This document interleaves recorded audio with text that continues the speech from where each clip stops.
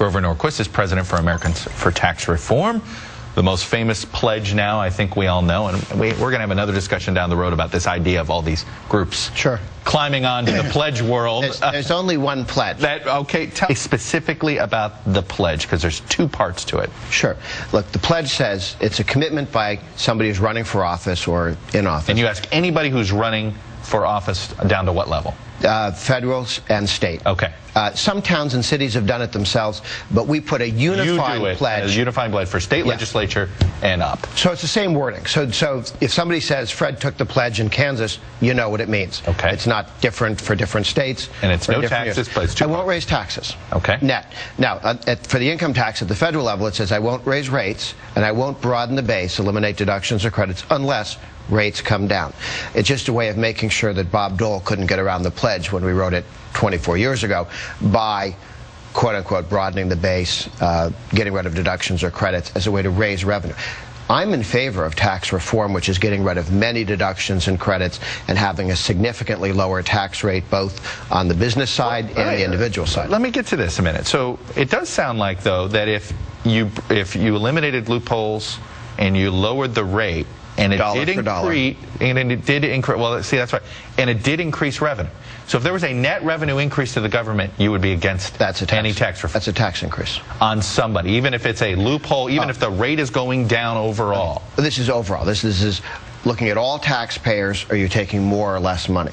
Certainly with some tax reform, somebody who had a tax advantage before that somebody's going to be paying more money. The test is total tax revenue, not how it affects Fred. It's total tax receipts. So you have said that the deficit, this is what you told David Gregory this last week. You said it is a misdirection, that really shouldn't be the focus. So I read that and I said, okay, so if the deficit is the #1 issue for you, and not over and above spending, then they shouldn't sign your pledge, because you're saying don't use the tax code to try to bring down the deficit.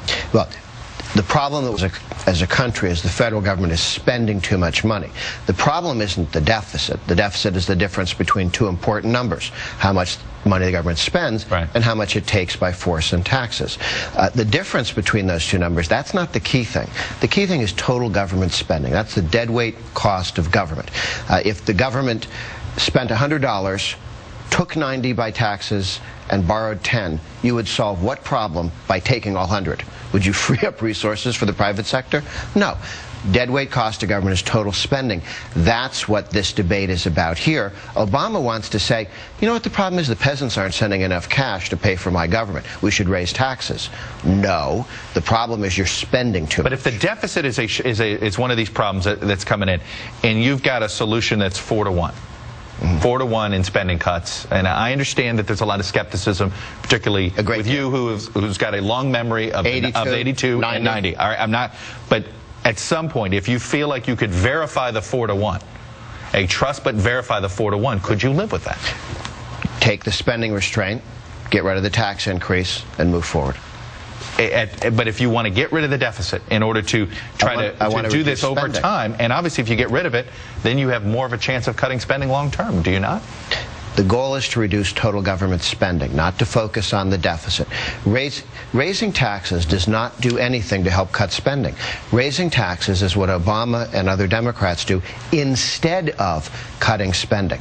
They say, we don't have to cut spending. We can raise taxes. No. Were you concerned when you heard Speaker Boehner was doing a grand bargain with the president? No, because Speaker Boehner, one, has taken the pledge and always kept it as a congressman. He leads a caucus in the House of Representatives where all but 6 Republicans have made the commitment in writing never to raise taxes.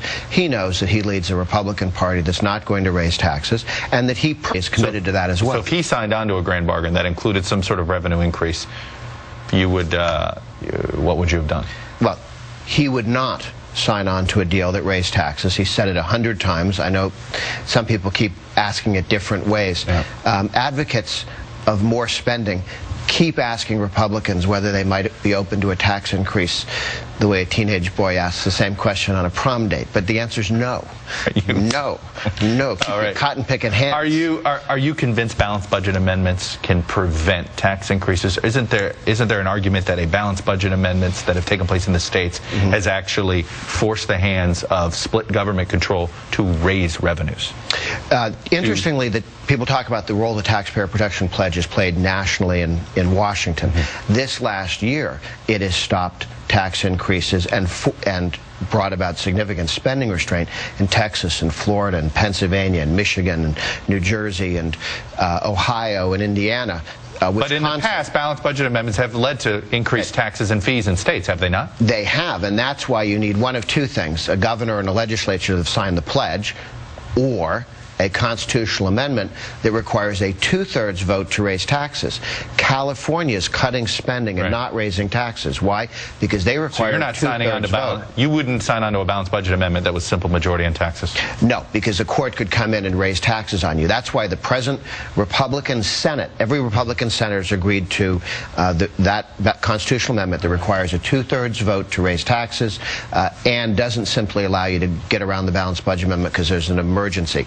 This is not your father's flawed balanced budget amendment that was just silly. This has teeth. Grover Norquist, head of Americans Tax Reform. You always come up with some interesting analogies there. Teenage boys everywhere running for their lives. Grover, thanks very much.